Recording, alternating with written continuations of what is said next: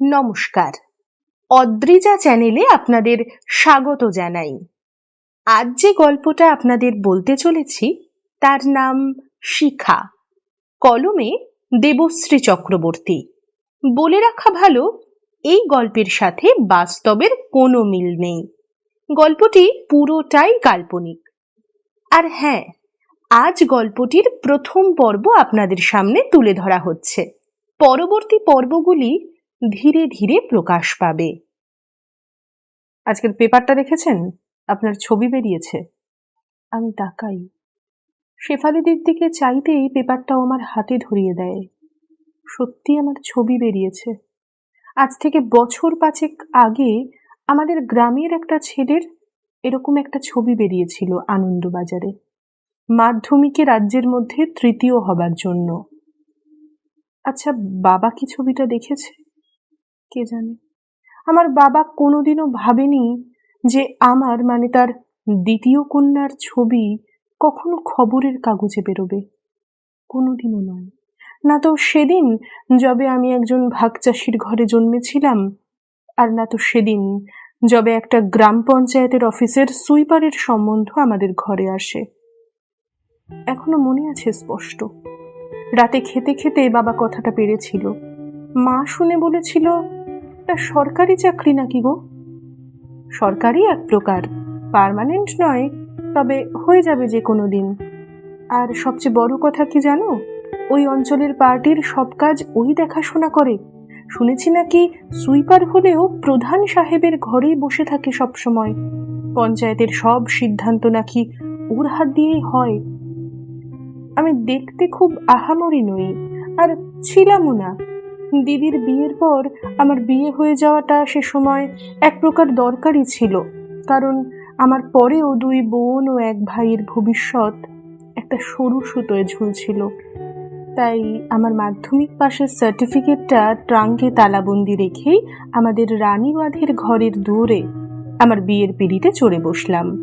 পরদিন আশেপাশের গুটিকয় কৃত্রিম চোখের জলের সাথে আমি বিদায় নিলাম রানীবাঁধের আমার সেই বাড়ি থেকে, যা আমার বিদায়ের জন্য মুখ চেয়ে বসেছিল।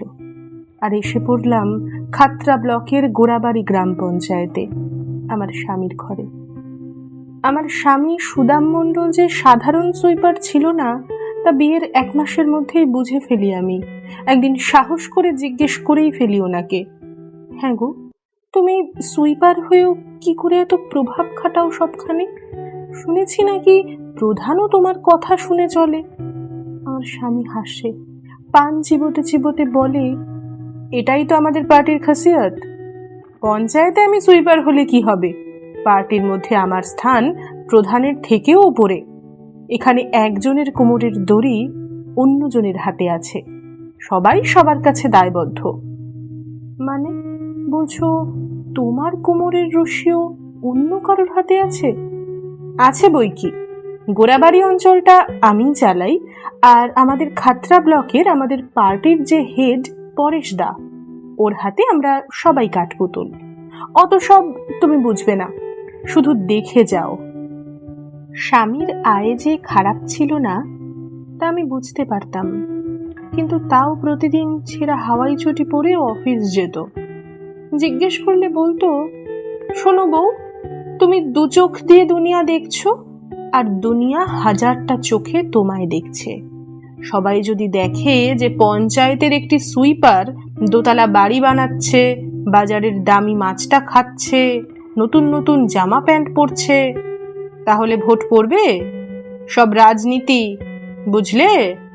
অত শত বোঝার মতো অবকাশ আমার ছিল না, কারণ বিয়ের 1 বছরের মধ্যেই আমাদের একটা মেয়ে হয়, কল্পনা।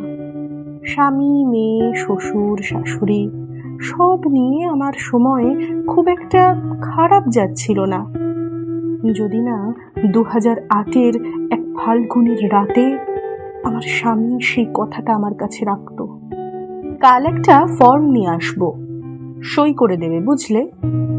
কিসের ফর্ম আমি জানতে চাই। Nomination form. তুমি ভোটে দাঁড়াচ্ছ। আমি আকাশ থেকে পড়ি, কি বলছো তুমি? তোমার মাথা খারাপ হলো নাকি? স্বামী হাসে, এতদিন এই চিনলে? শোনো, এবছর গোড়াবাড়ি পঞ্চায়েতের প্রধানের সিটটা মহিলা শিডিউল কাস্টের জন্য রিজার্ভ, বুঝলে? তুমি গোড়াবাড়ির প্রধান হবে সামনের টার্মে।